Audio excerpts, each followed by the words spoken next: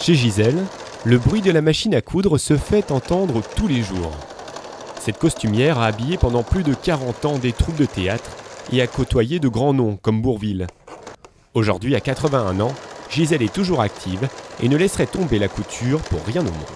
Et le pire, c'est que plus jeune, je n'aimais pas coudre.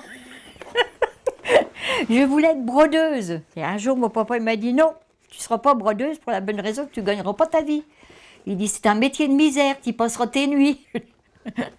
Non, voilà, j'ai 40 ans de merveille. Vous ne pouvez pas vous imaginer. C'est vraiment des beaux souvenirs. J'en ai plein la tête. Mais pour ne pas vivre éternellement dans le souvenir des choses, Gisèle a un rendez-vous spécial tous les mercredis. Vous allez voir, c'est rigolo comme tout. Vous allez voir, c'est mignon. Allez, hop. Gisèle va nous emmener dans un endroit qui lui tient beaucoup à cœur. Mais avant tout, elle doit mettre son badge, car là où va Gisèle, chacun a sa place réservée. À quelques mètres de chez elle, elle retrouve ses amis de l'association L'Outil en main. Ici, les personnes à la retraite se retrouvent pour transmettre leur savoir-faire aux enfants. En tout, 15 activités sont proposées et animées par 29 retraités. Là, c'est Jean-Paul qui est à la mécanique auto. Bonjour. Bonjour Jean-Paul. Voilà Sylvette qui fait des perles. Et ici, on peut faire des perles, de la sculpture sur bois ou encore de l'électricité. Voilà. Depuis 5 ans, Gisèle est fidèle à son atelier couture et attend de pied ferme ses élèves. Bah alors Adrien, ça te dit pas? Alors ça c'est les deuxièmes années. Les premières années, eux, vont devoir confectionner une chaussette pour Noël. Pendant 2h30, Gisèle va transmettre sa passion à des enfants âgés de 9 à 14 ans. Et tu laisses bien aller ton tissu. Voilà, bah tiens, voilà. Va doucement, allez. Voilà. Croyez pas que c'est important de transmettre notre savoir?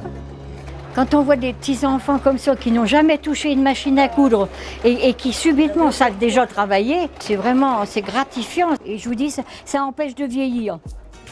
Pour ces retraités, le contact avec les enfants, c'est comme une seconde jeunesse. Tout le monde devient acteur d'un projet concret. Que ce soit en menuiserie, en plomberie ou en sculpture sur pierre, dans chaque atelier, les enfants ont 3 semaines pour réaliser leur projet. Moi, je trouve le plus extraordinaire à l'outil en main, c'est qu'ils n'ont pas le choix. Ils sont obligés de passer par les 18 ateliers. Et les filles passent à la maçonnerie, à la sculpture sur pierre, et les garçons vont à la couture. Ben, c'est très bien. Ça donne quand même... Je discutais avec les couturiers, il y a des garçons qui sont plus doués que les filles. Tout comme en sculpture, moi j'ai eu des filles qui étaient plus douées que les garçons. Pour ces enfants, le fait de repartir avec leur propre création à la maison est une véritable fierté.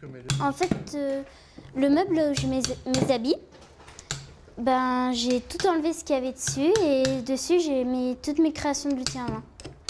Se voyant capables de réaliser quelque chose de leurs mains, certains de ces enfants reprennent confiance en eux.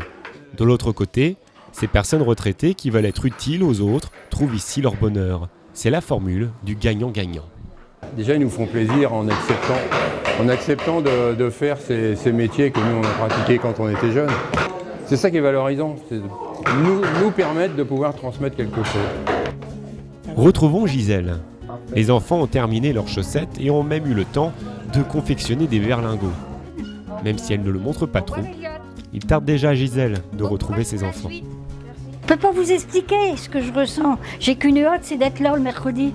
Moi, je me sens bien ici. Et ça m'apporte beaucoup. Née à Troyes sous l'initiative de Marie-Pascale Raquenot en 1987, cette association se multiplie aujourd'hui partout en France. Une initiative qui a créé des vocations chez les plus jeunes. Et concernant les anciens, c'est pour eux un nouvel avenir.